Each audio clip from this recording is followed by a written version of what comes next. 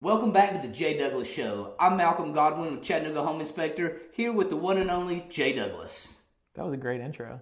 Thanks. That was awesome. All right, cool. So, guys, welcome back. As he said, we got Chattanooga Home Inspector, Malcolm Godwin. We're talking about three things today. You want to stay tuned because we're going to be talking about relationship and communication between your vendor and your team or yourself or your brokerage, however we're looking at that. Number two, what are the realistic expectations you should have with these vendors? Title, mortgage, inspectors, like all that whole world. Malcolm's like representing the whole world on the show, so I'm excited about that. And number three, why choose a vendor like Malcolm? So, of course, we're talking about Malcolm here, but at the same time, it's like vendors are going to be at like level 10 or they're going to be like everybody else. So why choose a guy like this? That's what we're going for. Listen up, here it comes.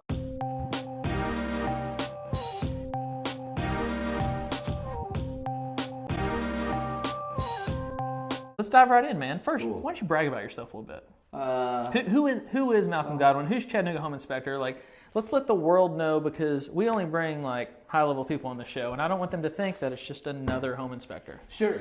Well, I like long walks on the beach, romantic comedies. No, I'm just kidding.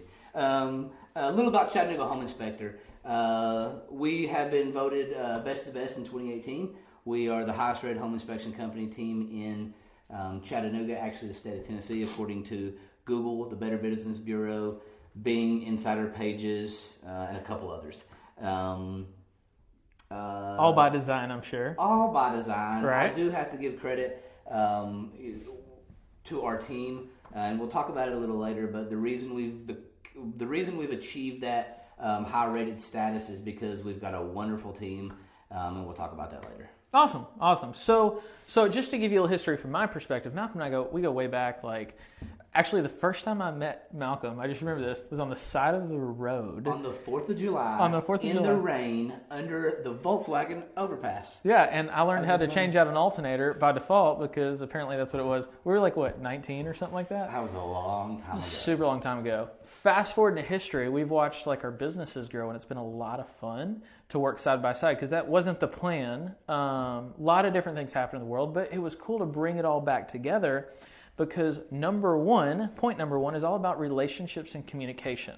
And what I think is really cool about the relationship we've built over time is it wasn't built all around business. It was built around like a real relationship. You don't always have the opportunity to build it that way, but like we get to talk about how we can call each other out on what we're doing right or wrong, how we can maybe improve each other's businesses. We can talk about each other's goals. Am I saying the right thing, sir? Absolutely. Yeah, so like it's helped me grow my business when you have someone that you can trust from the outside looking in and vice versa, right? Absolutely. So like when it comes to communication though, not everybody has that, and Malcolm's got a pretty extensive team here, and he's had to teach that to all of his people in his business. So like how do you educate your people and your team to also like transfer the skill that you've created, or sometimes the natural ability of like, how do you transfer that to your home inspectors and your staff to get them to communicate properly to our agents, the consumers, the staff, all of that? So I think the best answer is, again, relationships. We've actually hired an outside company to come in and talk to our people how to better communicate with each other. Because we're not all the best communicators. And everybody has a different personality type, so how I talk to you is different to how we're going to talk to somebody else. But the key, I do believe, is having a professional and a friendship enough to be able to, like Doug says, call somebody out if there's a problem. So not only is there a good thing, but if there's a specific problem, then we can talk about it. Can I use an example of a radon thing? People love that. Cool. So we had a customer that we did a radon test for. And if you're unfamiliar with radon, please go to our website, check it out. It's January National Radon Awareness Month. So you can get a radon test for only $99. Anyways. Shameless plug. Shameless plug. Go ahead. So the levels came in at 3.1. According to the EPA, the mitigation level is 4.0. Doug said, hey, there's some gray area here.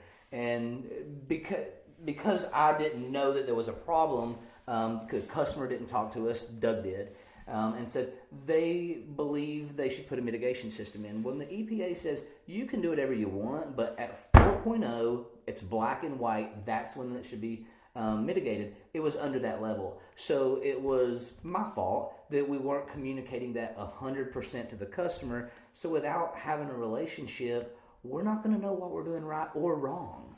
Without constructive criticism, nobody grows. And I'll give a great example, because in our marketplace, radon really hasn't been inspected by a lot of people. It's not like radon's all of a sudden like a new thing. Right. Like, I guess it's been around, just we didn't know any different about it. So now that it started getting inspected, every realtor in town's like, oh no, it's one more thing that's going to blow our deal.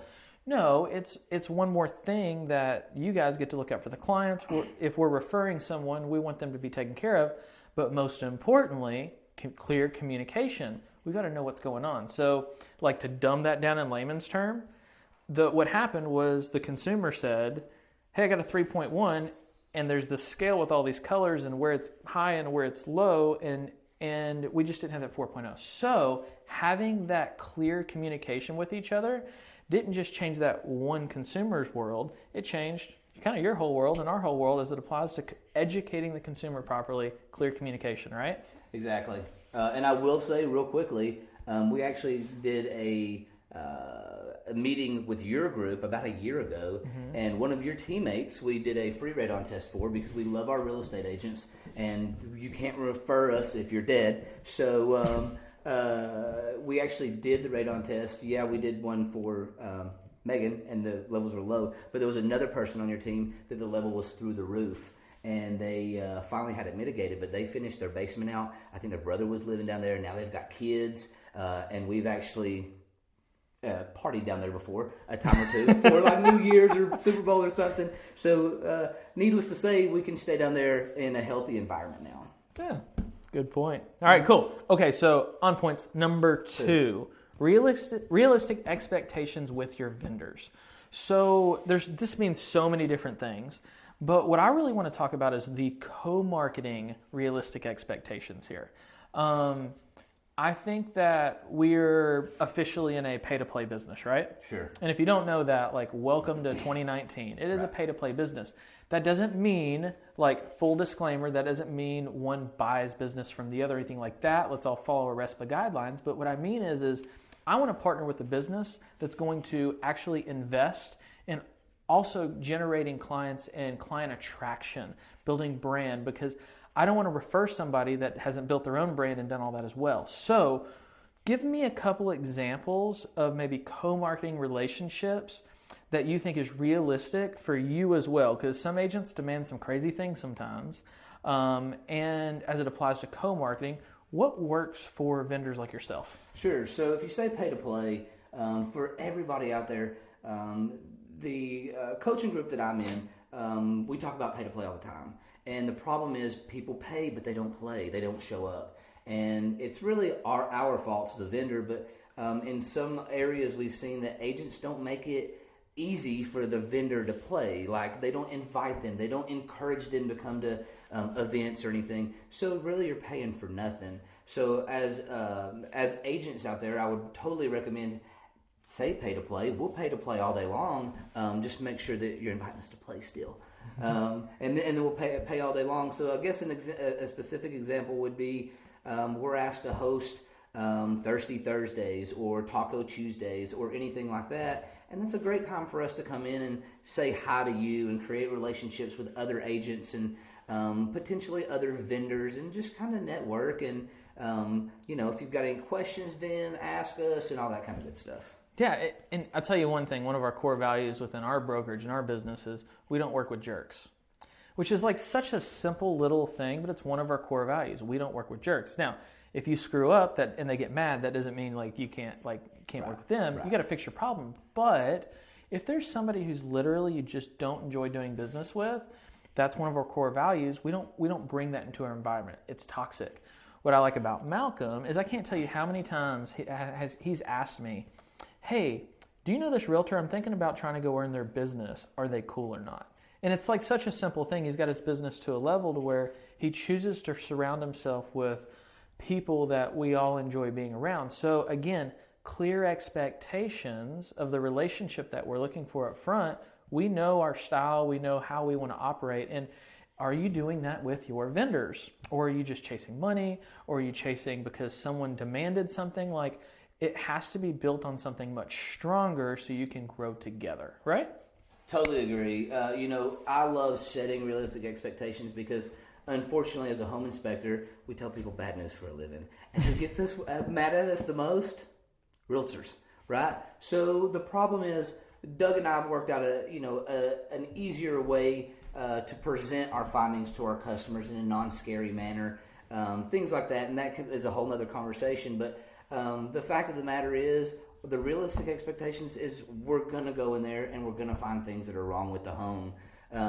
So don't get mad at us. And let me say this. Like, there's a book that I've been pushing on everybody lately. It's called Dare Lead by Brene Brown. And she has this quote in there. It's called, clear is kind, unclear is unkind. And it's like so simple. But like, I can't tell you how many times earlier in our relationship, there's not as often we find any issues now, but like we still do because we're all growing. But earlier on, a statement would be made and I'd be like, that's kind of foggy. I don't understand it, which means the consumer's not going to understand, which means they don't know how to make an informed decision, and they're going to go to Dr. Google, and we're not going to have the best advice, right? Absolutely. So we just brought a lot of clarity, and for all those vendors out there that wonder, this is probably happened to everybody, right? That wonder, like, why did that agent stop calling me? Or maybe it's the other way around. How come this home inspector won't do business with me as an agent anymore? It's because the expectations were never set up front. They just don't communicate well, right? Very true. Number one. Number two, very clear. Number three, why choose a vendor like Chattanooga Home Inspector? Because we're awesome. Well, I mean, that's it. All right, show's over, right? No, because we're awesome. But like one thing, and I'm going to kind of lead you down where I want you to go here. What I really appreciate about your company is that what you've grown is like a high-powered real estate team. Like a high-powered real estate team has their sales force, their support staff, their marketing team, sometimes inside sales, a director of operations. They've got like an organizational chart, and then they also have a goal and a plan of where they're trying to go.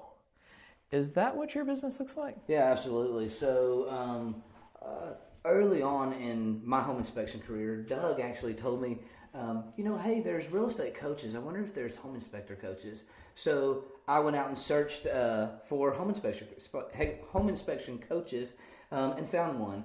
And then I realized that they'd lead me down the right path to grow a business, not just to be a home inspector. So we were able to put in place, I mentioned our staff earlier. We've built half a dozen home inspectors on our staff now. 2 marketing people, 3 schedulers that help answer the phone, and all of them are great people. They just help build our business. So now it's not just a home inspector in a truck with a flashlight.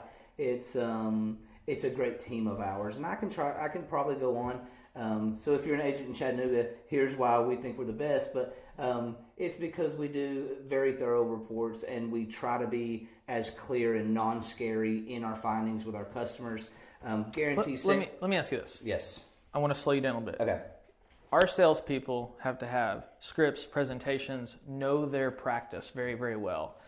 How do you train your inspectors? Sure. So after they get licensed through the state, there's a training process. They train with me or our manager. That really takes anywhere between 4 and 6, 7 months. I know that's a long time, but seeing something different every day, it takes a long time because it's not just finding a problem. It's presenting it to that person, presenting it to the real estate agent in a manner that's not super scary, but to inform them like we're doing our job. And I've seen Malcolm's team actually bring in their coaches, their experts, and Malcolm leading their team and talking, okay, so here's a hypothetical scenario. How do we communicate it? Because it's all about communication, right? Absolutely. What about like standards of maintenance moving forward? How do you know that they're continuing to give the best service to the consumer, to the agent, to everybody that you're working for? Cool. So I think we're the only team in town large enough to have a quality assurance in place, and that's really just a written document of how we need to do an inspection, how we need to talk to the customer, and it boils down to, are we on time? Are we in uniform? Are they wearing the right shirt? Are their shirt tucked in?